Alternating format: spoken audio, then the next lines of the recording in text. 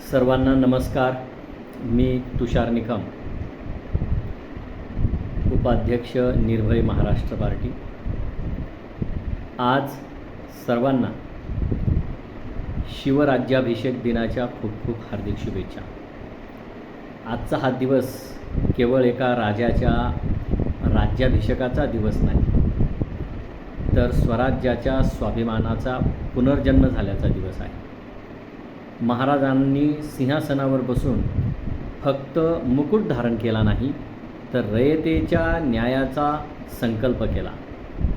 6 जून 1674 रोजी रायगडावर राज्याभिषेक झाला.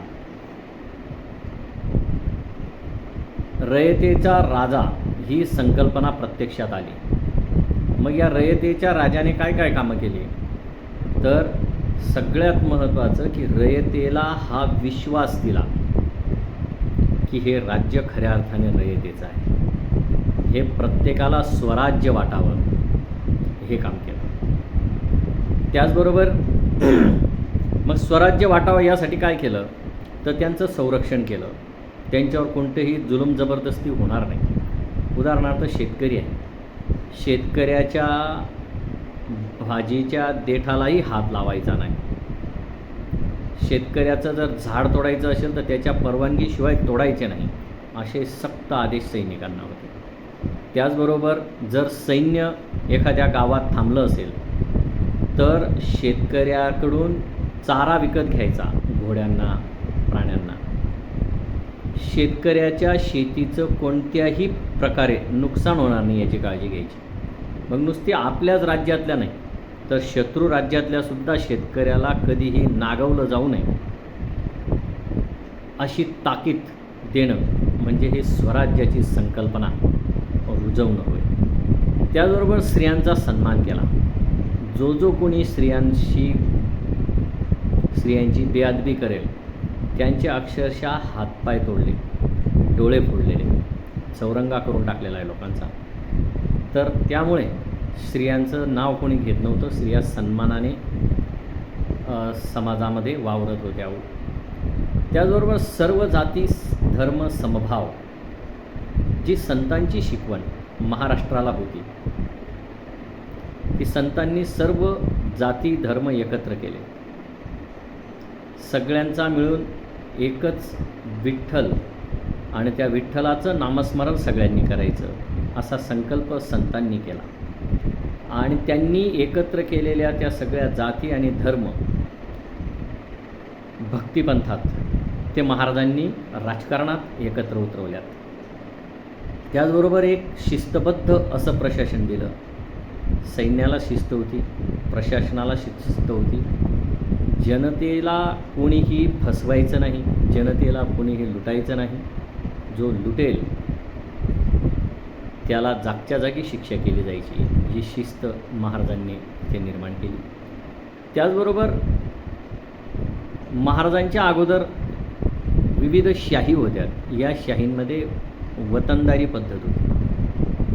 वतन देणं बंद केलं महाराजांनी आणि महाराजांनी वेतन देणं सुरू केलं. वतनं बंद करून वेतनं दिली.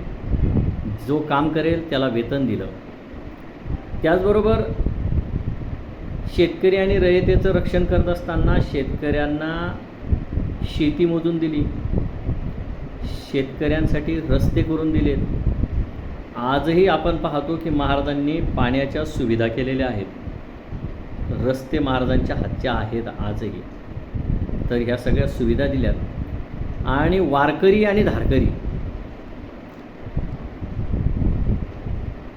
यांचं जे नातं तयार झालं ते असं की वारकरी संप्रदायाने समाजात नैतिकता, भक्ती, समता आणि सदाचाराची बीजे पेरली.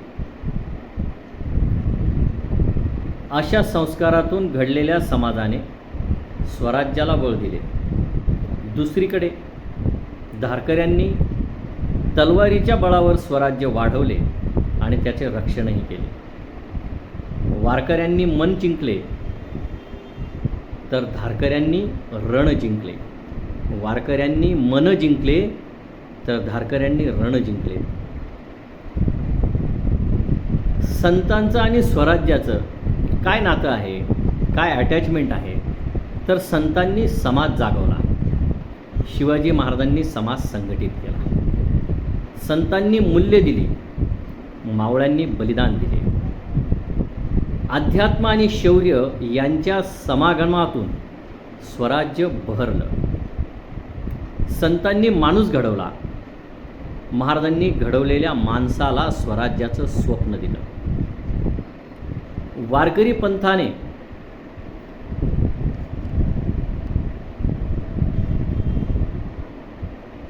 संस्कार घडवले, विजय मिळवण्याची जी शिकवण दिली, तर धारकऱ्यांनी बाह्य शत्रूंवर विजय मिळवला. वारकऱ्यांनी मनावर विजय मिळवला, तर धारकऱ्यांनी बाह्य शत्रूंवर विजय मिळवला. टाळ मृदुंगाच्या नादाने समाज एकत्र आणला आणि धारकऱ्यांनी रणशिंगाच्या नादाने समाजाला स्वाभिमान दिला. ज्ञान, भक्ती आणि वैराग्य यांचा पाया संतांनी घातला.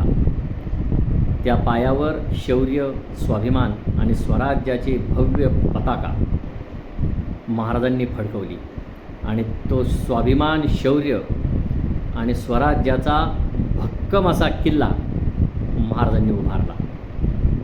वारकरी नसते तर समाजाला एकतेचा संस्कार झाला नसता आणि धारकरी जर नसते तर त्या संस्काराचं जतन आणि रक्षण झालं नसतं. संतांच्या वाणीतून विवेक जागा झाला, तर महाराजांच्या तलवारीतून स्वाभिमान जागा झाला. म्हणून महाराष्ट्राची ओळख ही भक्ती आणि शक्ती या अद्वैतात आहे.